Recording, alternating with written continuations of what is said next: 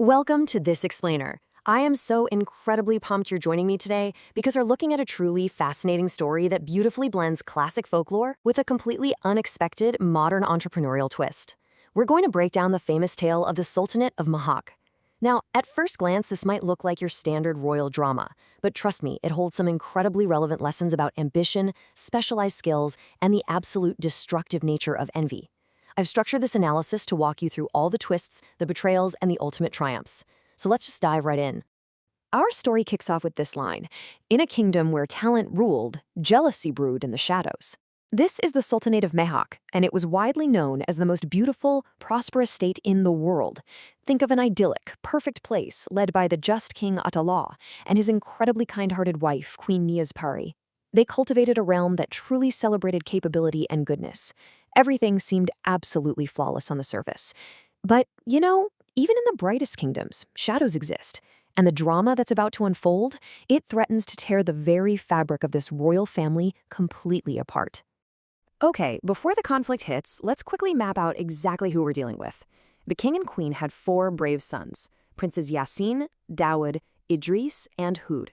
They also had 2 daughters, Princesses Sidra and Wajiha, who were, without a doubt, the absolute darlings of the palace. The 4 brothers loved their sisters so much that they'd basically sacrifice the entire kingdom just to see them smile. Because of this, Sidra and Wajiha were totally accustomed to being the center of attention, the absolute apple of everyone's eye in the royal court. Now, living in the same kingdom were 5 pure-hearted friends. And what is so mind-blowing about these women is how incredibly modern their skill sets are for a fairy tale. We're not talking about damsels in distress here. Barira is basically a financial genius managing royal trade. Edan handles high-stakes business strategy and royal treaties. Kashaf is a master of intricate dress design. Ifra is a renowned aesthetic baker pulling in crowds for her floral cakes. And Janat, she is literally a cosmetics and skincare researcher developing formulas for flawless glass skin. They were highly skilled entrepreneurs in their own right, and their talents made them famous across the land. And interestingly enough, Sidra and Wajiha actually started out as their very good friends. But man, does everything shift when the 4 princes finally return to the palace after finishing their education. The king calls a royal court, invites the 5 talented friends, and the princes are just instantly mesmerized, not just by the girls' beauty, but by their incredible competence. Prince Yasin admires Adan's strategic mind, Dawood is captivated by Kashaf's artistry, and Idris and Hud are drawn to Ifra and Janat. Meanwhile, the sisters, Sidra and Wajiha, they suddenly feel completely ignored. Their brothers are busy praising Adan's intellect or Kashaf's designs right at the dinner table. When the sisters try to get attention, the brothers just walk right past them to talk business with the friends. Sidra and Wajiha feel like they no longer exist. They feel entirely replaced. Let's move to Act 2, a jealous conspiracy and the multi-pronged attack. Feeling so utterly replaced, the sisters' isolation quickly curdles into this blinding jealousy. They convince themselves that these 5 girls have essentially stolen their brothers. Operating purely out of envy, the princesses decide they have to banish the friends from the palace forever. And they don't just spread a rumor, they launch a highly coordinated 3-step attack to actively sabotage the girls' lifeworks. Step 1. They fake the royal seal on state documents to frame Barira and Adan for a massive diamond robbery. Step 2. Wajiha sneaks into Kashaf's workshop and literally ruins all the exquisite royal garments. And step 3, they stoop so low as to mix poisonous herbs into the royal desserts at Ifra's bakery. It's a targeted, calculated plot designed to completely destroy the girls' reputations and businesses. The result of this wicked conspiracy is a heartbreaking banishment. The very next day, the court is in absolute chaos. King Atollah erupts in anger, believing these girls he trusted have robbed his treasury and endangered his court. Even the princes are standing there in stunned silence, eyes full of doubt, because the documentary evidence and the royal seal seemingly prove the girls' guilt. Seeing the suspicion from the men they cared for, the friends are entirely heartbroken. But you know what? They hold their heads high. They refuse to beg for mercy for crimes they didn't commit. So they silently pack up, leave the palace, and embark on a weary journey into the dark, intimidating forest. But here's the ultimate dilemma. And I want you to really think about this.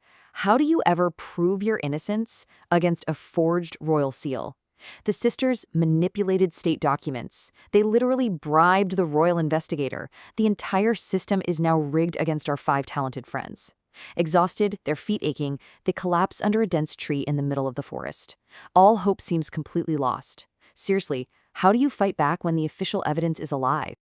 Well, just when things look their absolute darkest, a brilliant golden glow lights up the forest, along with this beautiful fragrance.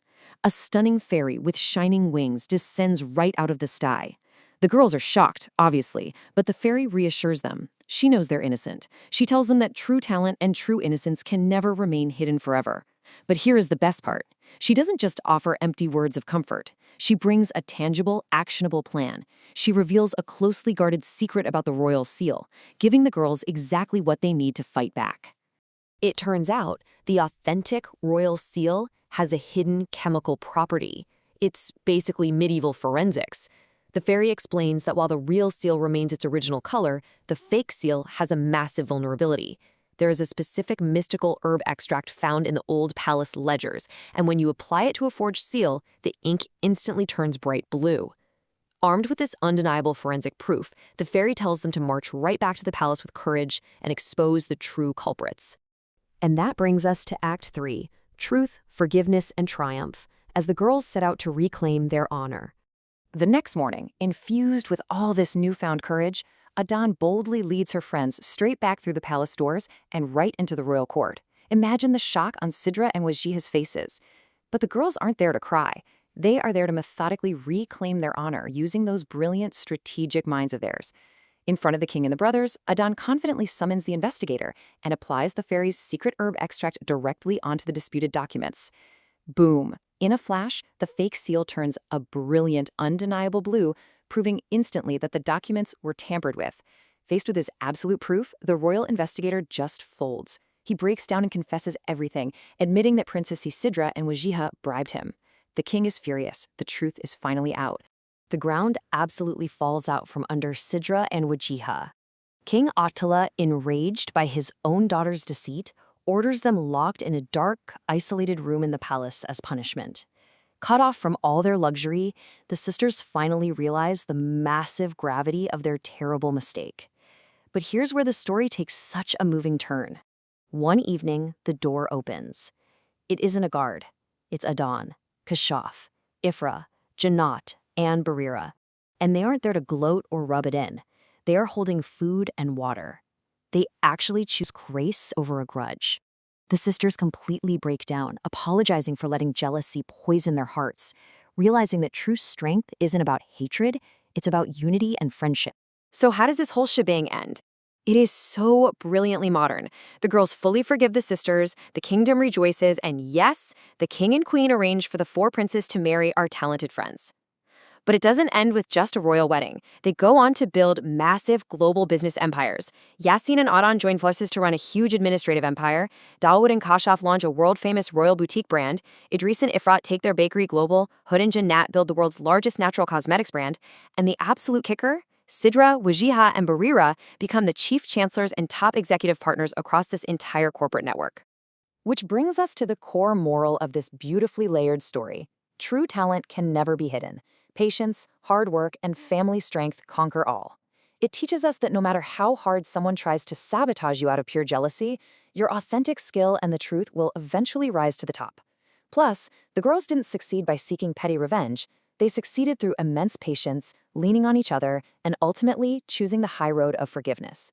That choice literally transformed their greatest enemies into their most loyal business partners. As we wrap up this explainer, I want to leave you with one final thought to mull over. In your own life, how can you choose unity over jealousy to let your true talent shine? Whether you're dealing with workplace politics, messy family dynamics, or your own entrepreneurial journey, remember the girls from the Sultanate of Mehak. Focus on honing your craft, protect your integrity, and always, always remember that lifting others up will never dim your own light. Thank you so much for joining me as we explored this amazing story. I hope it inspires you to step fully into your own talents today. Catch you next time.